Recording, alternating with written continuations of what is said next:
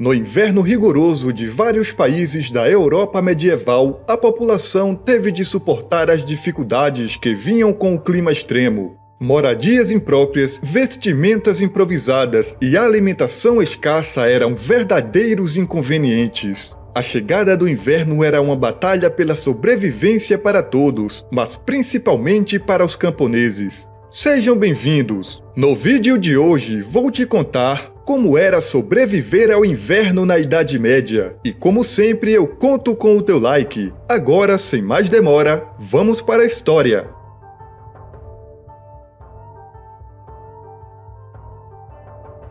Em sua maioria, as casas camponesas eram mal isoladas, cheias de friagem e feitas de madeira com um revestimento parecido com pau a pique. Era comum que as casas fossem construídas no topo de montes de terra que ajudavam a mantê-las aquecidas. Um fogo que fornecia calor e também um local para cozinhar era feito no meio da casa, com orifícios de ventilação no telhado em vez de uma chaminé central que perderia calor e deixaria a casa exposta ao frio.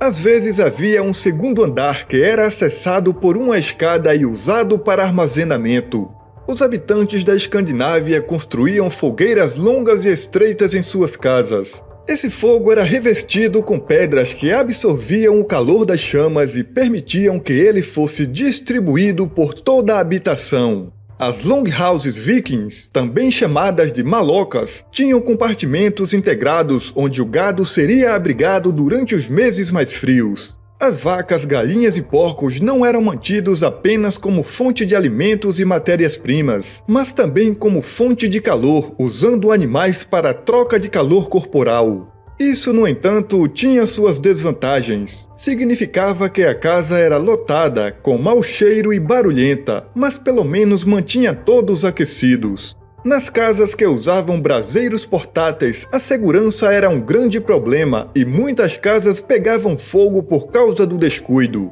Habitações feitas de pedras eram frias e as janelas de vidro só estavam presentes nas residências dos ricos. Nos meses de inverno da década de 1230, o Palácio de Westminster, em Londres, foi envidraçado para que não ventasse tanto na câmara como costumava acontecer. Durante os meses mais frios, os pobres só podiam tentar cobrir as aberturas das paredes com papel ou folhagem para evitar correntes de ar.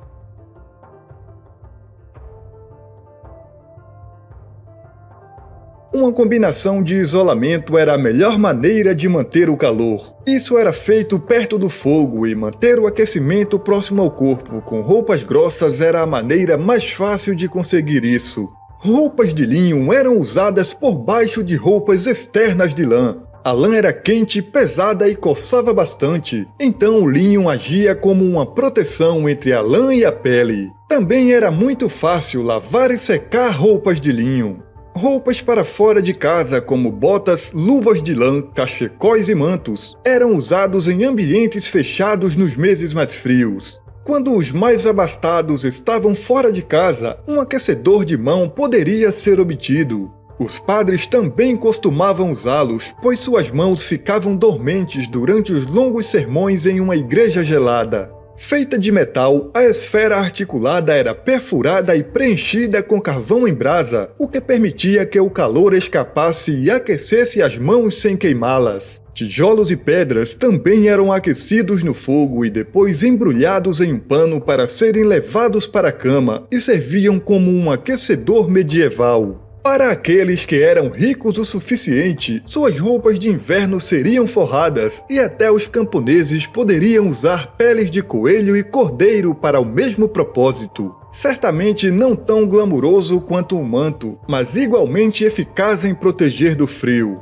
Para isso seria necessária a permissão do senhor. As leis sutuárias tornavam ilegal que qualquer pessoa, exceto esposas e filhas de proprietários de terras, usasse pele de raposa, cordeiro, coelho ou gato.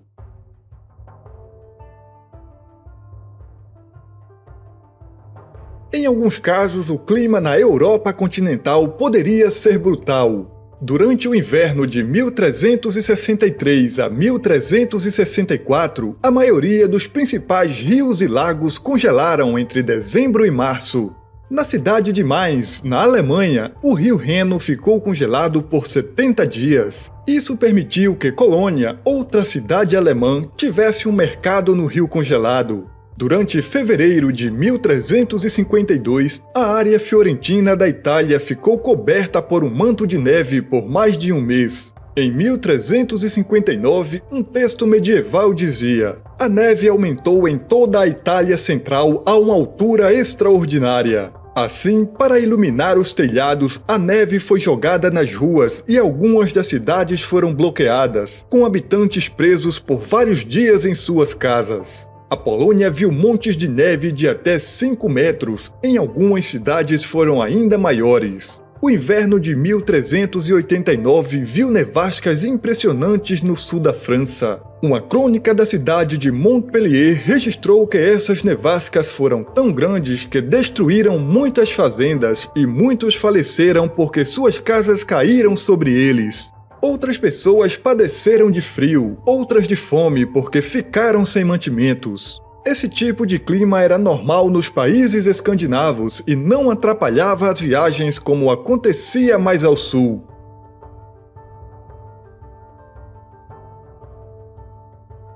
Nas comunidades agricultoras, o trabalho era interminável e sempre havia algo que precisava ser feito. Muita preparação e trabalho duro foram necessários para sobreviver a um inverno medieval. A coleta de lenha poderia ser desde a primavera até o verão, quando seria coletada e armazenada.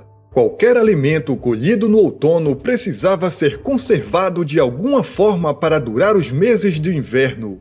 Conservar, defumar, secar e salgar eram frequentemente usados como formas de fazer com que a carne e outros alimentos permanecessem frescos pelo maior tempo possível. Grãos, cereais e legumes seriam secos e armazenados em potes de cerâmica ou de barro para que pudessem ser colocados em ensopados e sopas em algum momento. Frutas frescas eram difíceis de encontrar durante os meses de inverno, então elas tinham que ser preservadas por secagem ao ar ou em conserva. No verão, cabras, vacas e galinhas forneciam leite fresco e ovos, sendo os laticínios uma parte essencial da dieta.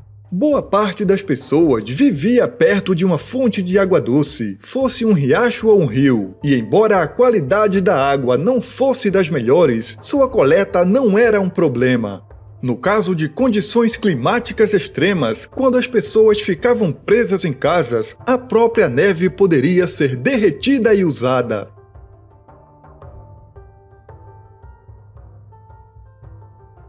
Pensava-se que a fome na Europa ocorria uma vez a cada 20 anos. A pior delas foi a Grande Fome, de 1315 a 1317. Chuvas muito fortes caíram na primavera de 1315, causando a quebra das colheitas, o que foi apenas o começo da miséria que viria. O rendimento das colheitas caiu quase pela metade e os animais padeciam de fome e doenças. A Europa não se recuperou totalmente até 1322. A fome afetou até 30 milhões de pessoas, tirando a vida de 1,5 milhão a 3 milhões. Embora a peste negra viesse a ser mais mortal, a Grande Fome foi um dos piores desastres do final da Idade Média.